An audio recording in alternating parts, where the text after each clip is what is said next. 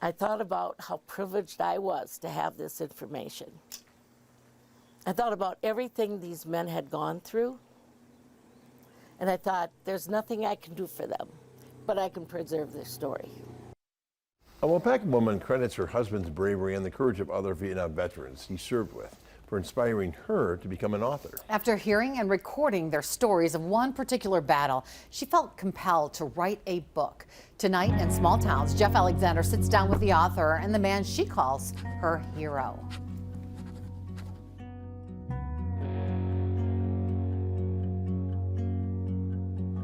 It's been 54 years. It's the deepest foxholes I think I've ever dug in my life. And pictures still trigger vivid memories of what Philip Krause and his fellow soldiers endured over a week span in Vietnam in March 1969.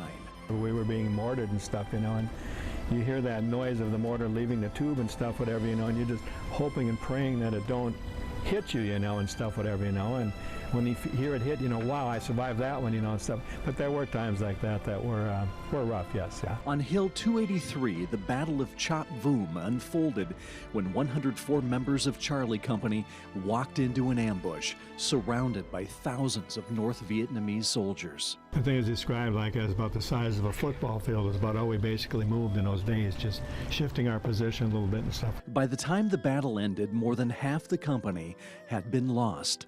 Only 47 men made it out. It's a miracle any of these men, they should not have survived, but they did. Peggy Krause met her future husband after he returned from Vietnam a few months later, severely wounded. They married in 1971. And while they talked a little bit about his time in the war over the years, she says she never understood what the men in Charlie Company had really gone through. That began to change in 2002. One of his Army buddies from Texas called and said, we're having a reunion. We'd love you to come.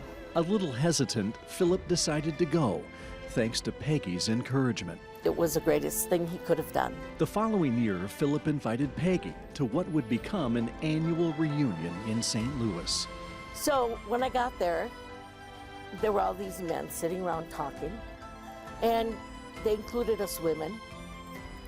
Because they were together in Vietnam, they were very open. They talked about things I had never heard about, and I was so intrigued by their stories. At that point, Peggy realized she'd never go to another reunion without a video camera. So each year, I took my camera and I'd ask several, will you tell me about Vietnam? Well, as I was listening, I kept hearing about this one particular battle. And so I took this home and I transcribed what they said, and I started a notebook, and I took it back to the reunion every year. And each year there were more people, and my scrapbook grew. And the more stories I heard, the more I was so amazed of these men. They were unbelievable. So inspired, Peggy decided she needed to write a book on the Battle of Chop Vum. But there was just one tiny hurdle. But I'm not a writer. I never wanted to be a writer. But I couldn't hold the story, and I was so passionate about it. So to honor these men and to keep their story alive, I learned how to write a book. After spending a year to study how to become an author, Betty started writing in 2015. Over the next 5 years, Philip estimates he answered hundreds of questions. How exactly did you sit? I said, what do you mean? I said, just sat there, you know. You sat in the same position all night? Well, no, I really didn't. I moved, but did you lean against a tree? No, there wasn't a tree there. You know, she had to know exactly how I sat so that she could put herself into the feeling of the book. In 2020, Peggy published and released her novel, The Men Behind the Scarf, as well as a companion nonfiction book containing the transcripts of interviews and photos. The first to read the book, no surprise, Philip and his Vietnam buddies. And that was, of course, the most terrifying moment ever, because I wanted to honor them and do the book justice. Based on the initial reviews, Peggy did just that. They said I could never tell my family the things and how it really was, but if they read this book, they'll get a much better idea. Yeah, it's a great honor to have her do that to me, and I know the guys in the book and stuff appreciate it too, you know, and stuff, whatever, to have that part of history shared with future generations, so to speak, you know, and it's a great accomplishment on her part. He is truly my hero. All the guys are heroes, and I absolutely wanted to honor him with this.